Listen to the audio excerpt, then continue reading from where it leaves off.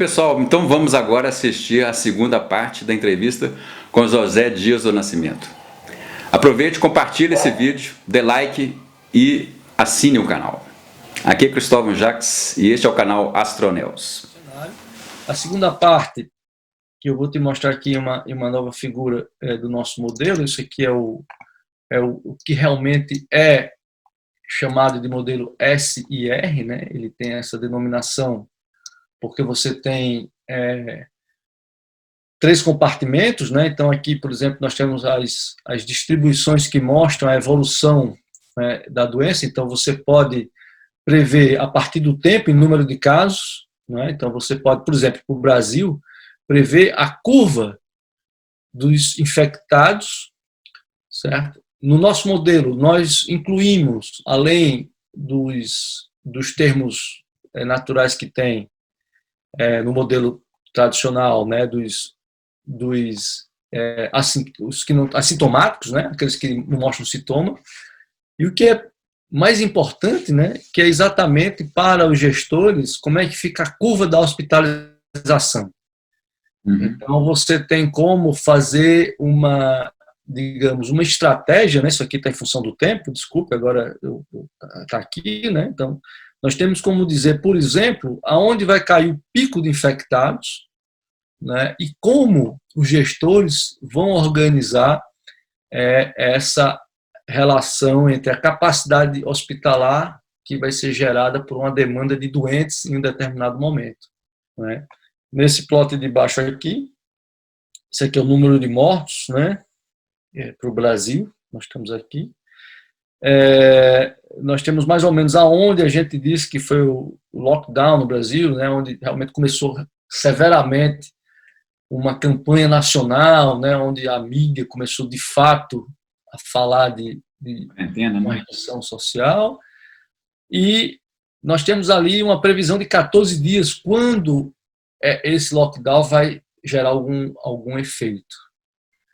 Então, essa aqui é a realidade da curva que nós temos do modelo, né, a previsão do modelo. E esse aqui é o número de infectados, que é o oficial.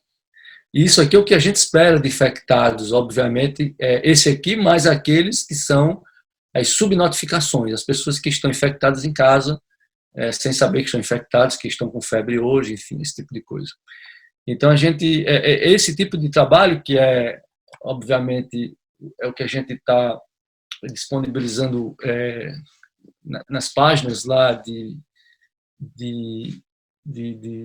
enfim, de arquivo de modelos, né, da UFRN e outras por aí, e algumas mensagens, né, para a população sobre exatamente a importância de ter a ciência como uma grande ferramenta nos momentos de crise, né? Então eu acho que essa lição ela é tão importante quanto as outras, né? Porque nós estamos aí num momento, no Brasil sobretudo, né, onde muitas vezes os cientistas são tratados com uma certa descrença, né? E são pagos, na verdade, com a mesma descrença, né? Nós temos aí realmente uma situação hoje que as universidades provam mais uma vez da importância que elas têm, né? Então, a astronomia é uma ciência fundamental e tem dado a sua contribuição.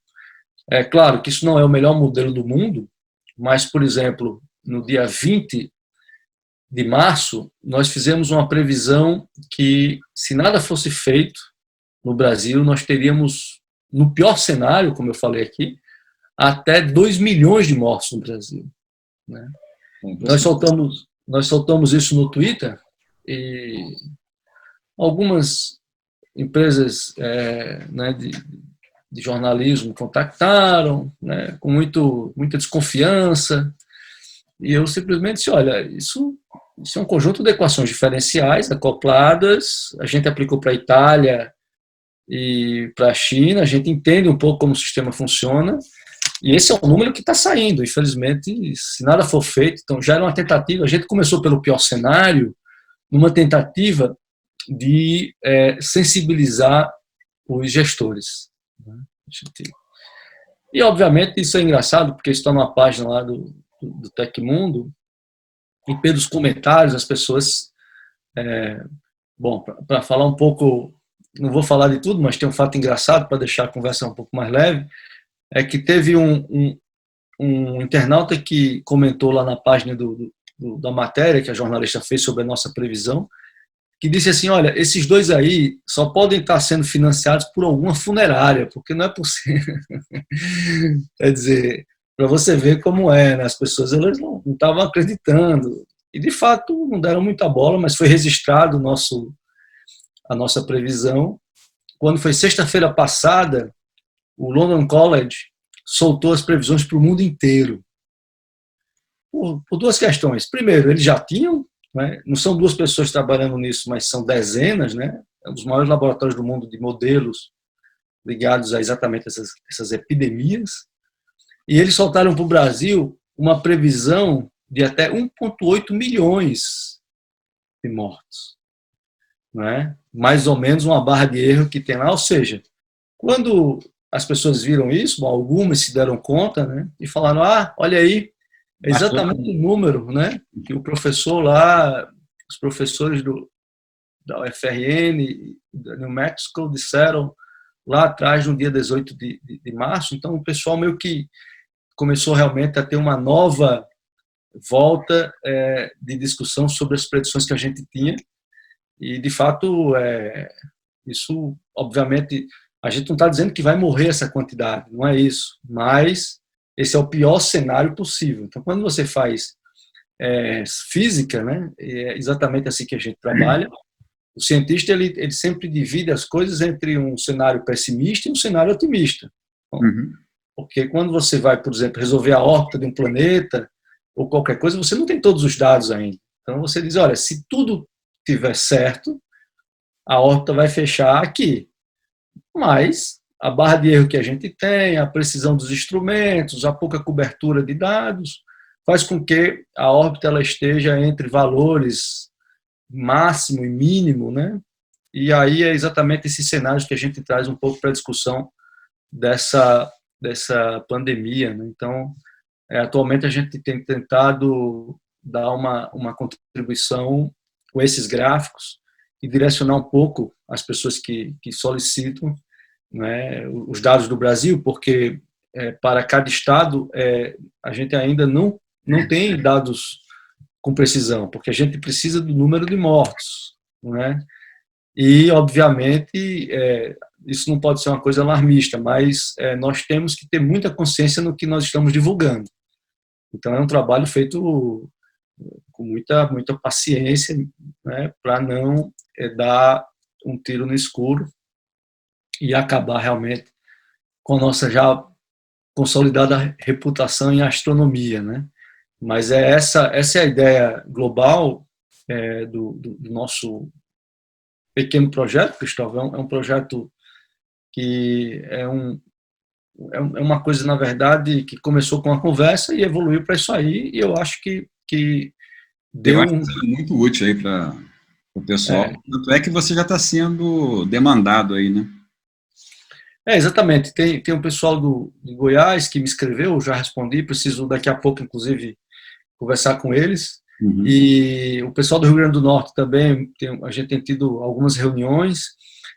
Os nossos modelos, eles já mostraram que fazer um lockdown, né, fazer uma restrição muito severa para os idosos, realmente faz um efeito formidável no número final. Isso já era dito, isso não é uma ideia nossa, mas quando você coloca essa restrição no modelo, você vê na distribuição exatamente o que se espera, né? Ou seja, o efeito. Então, isso comprova, realmente, você tem aí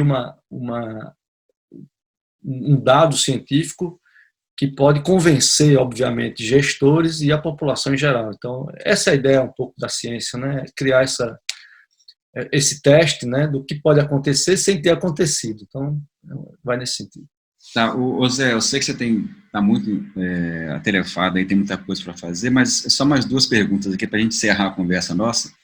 Só dizendo ao nosso pessoal aí que está assistindo o vídeo que eu vou deixar aí na descrição os links para vocês acessarem os dados que tanto o José quanto o Vladimir estão calculando aí, tá bom? Vocês acompanharam, porque como ele falou, a cada número real que é publicado, esse modelo é rodado de novo e você tem uma nova previsão. A primeira pergunta, que é a pergunta, nem sei se é de $1 milhão, mas é uma pergunta muito que todo mundo está fazendo. Quando você acha que, pelo cenário atual, dos últimos dados obtidos, vai ser o pico aqui no Brasil? Qual a data? Pois é, nós temos ainda uma imprecisão muito grande. Uma das preocupações, Cristóvão, é com as subnotificações.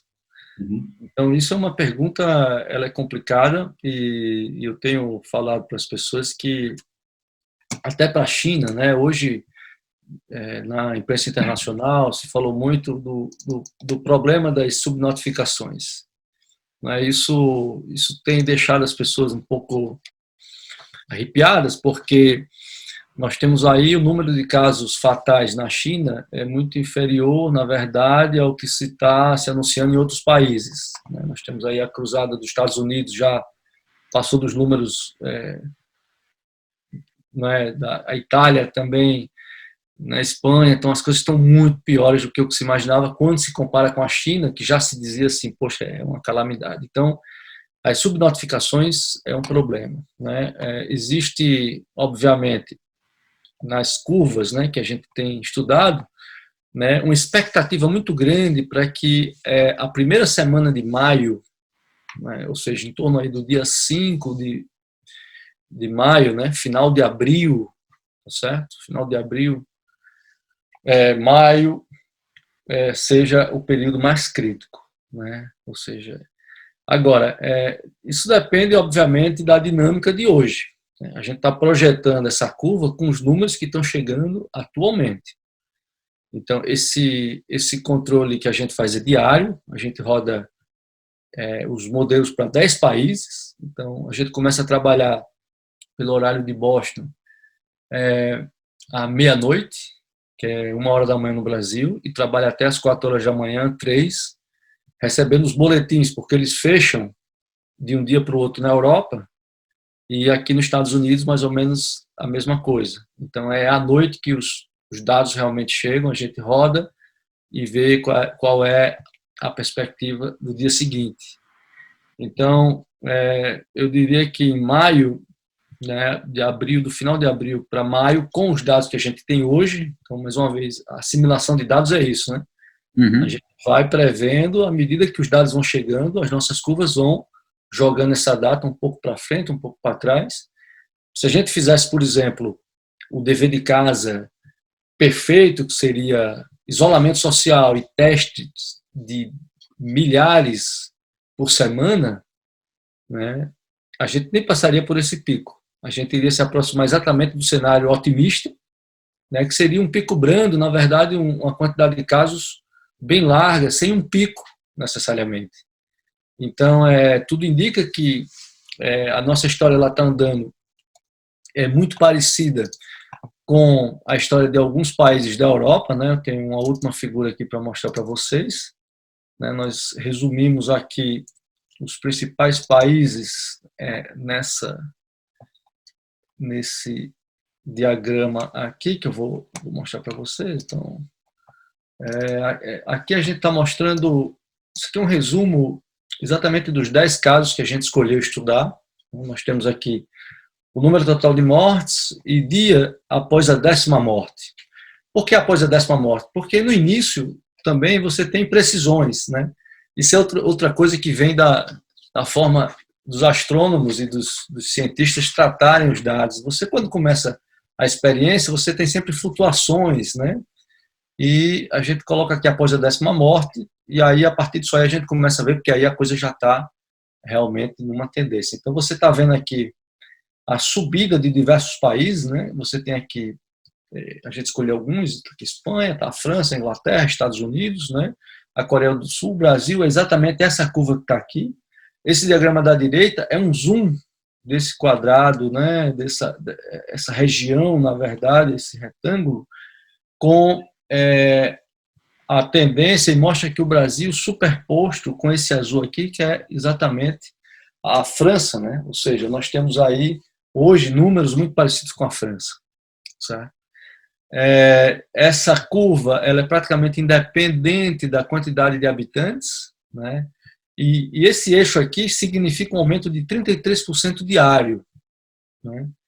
Significa que a cada dia nós aumentamos de 33% essa conta no anúncio de mortos, né? Então, o momento que essa curva ela vai para a direita, você baixa, né?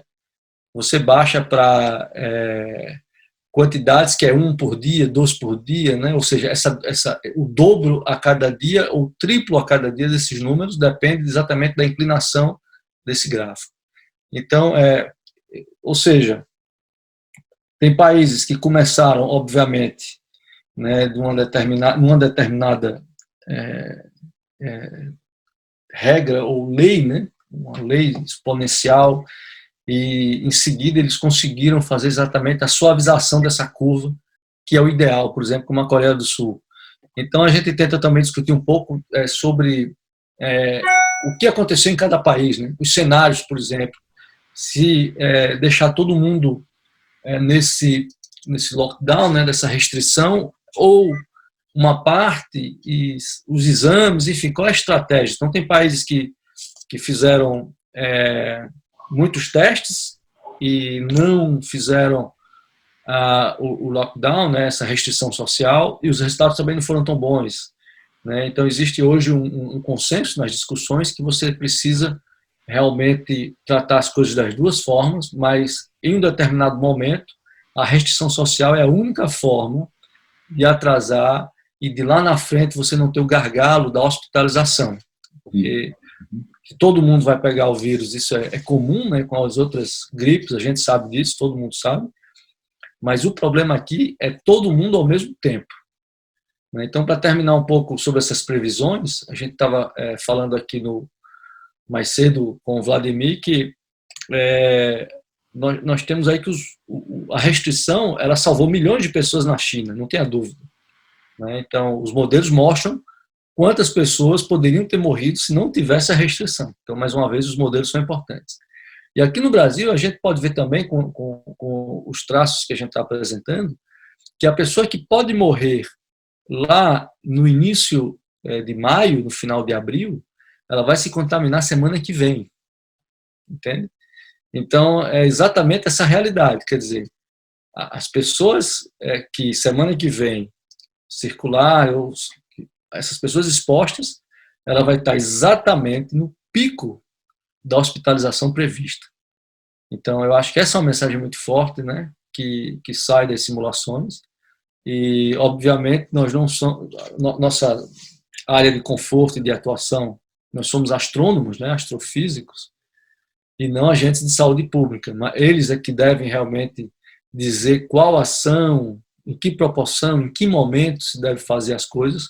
O que a gente tem feito é simplesmente as predições que saem do modelo, né? No nosso artigo, entre os autores, nós somos 5. Dos 5, 2 são exatamente da área de especialização em doenças, né? Exatamente nos problemas de contaminação e, né, disseminação de doenças em nível global. Quer dizer, então é uma equipe multidisciplinar, né? E a gente tem discutido exatamente qual é a contribuição desse artigo, não somente da parte técnica, mas dessa questão da saúde pública. Então, é um pouco essa nossa história. Ele vai estar disponível, o artigo? Sim, eu acho.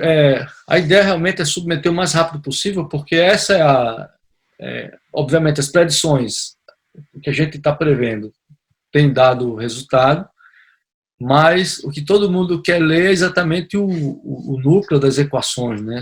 Olhar para as equações diferenciais.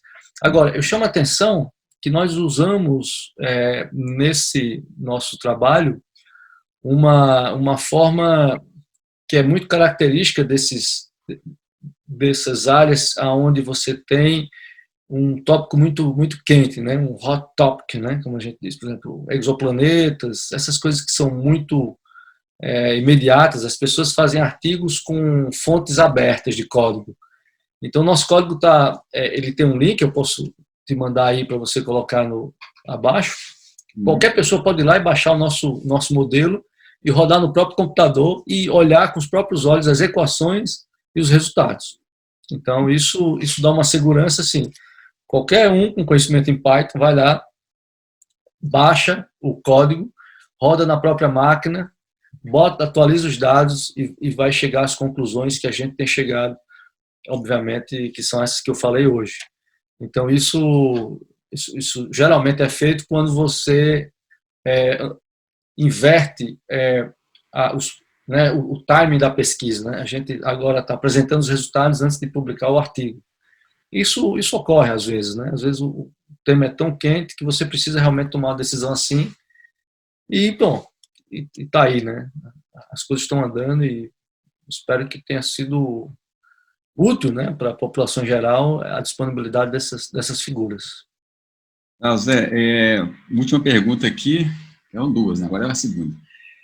O recado final para a turma que está de quarentena em casa assistindo essa entrevista, que principalmente está doida para sair de casa, né? Nós todos estamos doidos, mas baseado nesses números que você já analisou e nos casos que houve em outros países, né? Qual o recado final que você gostaria de passar para essa turma? Então, como eu falei anteriormente, essas curvas, elas têm uma projeção específica do pico de acontecimento, né, das internações nos hospitais. Né? E eu acho que a grande mensagem é, se você não saiu até agora, realmente é a pior hora para sair. Então, se eu fosse aconselhar realmente, eu diria que, olha, quem saiu, saiu, quem não saiu, não é a semana que vem o melhor dia para fazer, né, aquela saidinha, enfim. Eu diria que... por quê? Porque nós estamos entrando exatamente numa época que nós temos alguns parâmetros, por exemplo, a incubação, né, o tempo que você leva entre ser infectado e o tempo que você tem realmente a fatalidade, né? Então mostra que é exatamente esse momento agora aonde vai dar a contribuição mais importante no pico lá da hospitalização, que gera esses problemas dos respiradores mecânicos que a mídia tem tanto falado, que tem tanta gente tentado ajudar nesse problema da limitação da respiração mecânica. Né? Então, se você chegou até aqui, segura um pouco mais, né? E eu acho que as autoridades de saúde, né, pelo menos os cientistas que entendem do que se fala, os médicos desse país, né, os sérios, porque tem vários, a gente tem um país de gente extremamente inteligente, cientistas bons, eles vão indicar realmente, baseado nos estudos, seja esse aqui, seja qual for, qual é o melhor momento de relaxar a quarentena. Né? E ficar atento a isso. Né? Ou seja, a maioria dos cientistas, né, pelo menos os que eu conheço, né, de qualquer área, você vai para a medicina, você vai para a biologia, eles têm relações com a ciência que são extrapolíticas. Né? Isso a gente viu através da história. Então, por trás de cada um dos cientistas que falam do que eles fazem, muitas vezes eles não estão nem interessados em fazer a propaganda de quem está pagando. Né? No meu caso, quem me paga é o governo federal. Né? Eu devo, né, obviamente, satisfações ao governo federal. A minha pesquisa, ela é, obviamente, parte digamos, da minha contribuição ao que foi investido em mim durante o doutorado, né, o mestrado, enfim, todos esses anos.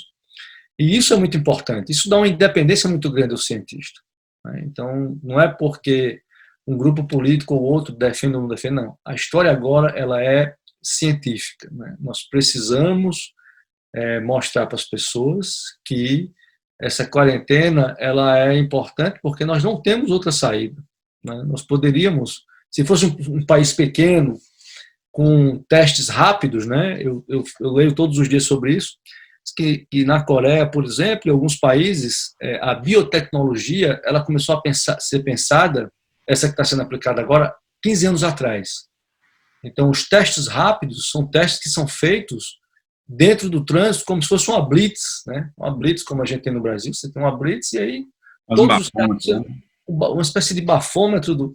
Então, assim, você está no nível já, né, de separação dos casos muito grande. E ainda tem os casos assintomáticos, né? Tem as pessoas que estão doentes, mas, né? Então, assim, isso é extremamente importante. Quer dizer, não é uma questão somente de tecnologia, né? É uma junção de vários fatores. No Brasil, atualmente, a única coisa que pode dar algum efeito é essa quarentena, que realmente a gente está entrando numa área extremamente importante, né? Quer dizer, se agora a gente relaxar, a gente vai contribuir muito para o pico que já estava delineado, né? Esse pico ele vem sendo formado à medida que os dados vêm chegando, né? Então, eu acho que o recado é esse, realmente, se conseguiu até agora, segura mais aí uns 10 dias, uma semana, porque vai dar o efeito lá na frente e você vai se sentir responsável por essa melhora na curva, né? Você vai dizer, olha, deu certo. E para os idosos ainda mais, né? Para as pessoas doentes, de uma forma geral, isso aí é cuidado redobrado. Ok, Zé, eu queria agradecer aí a sua disponibilidade de tempo e parabenizar pelo trabalho seu e do Vladimir Lira, que nos provaram aí que o uso das ciências, que você é de uma outra área, aplicando um conhecimento em uma outra área que é muito útil, e todo mundo hoje, pelo menos, eu acho o seguinte, tem um AC e o DC, né, antes do coronavírus e depois do coronavírus. Principalmente, acho que quem vai ganhar bastante aí é a ciência, que está mostrando que é muito útil para a humanidade. Tá bom? Muito obrigado. Tá bom, eu que agradeço. Até mais.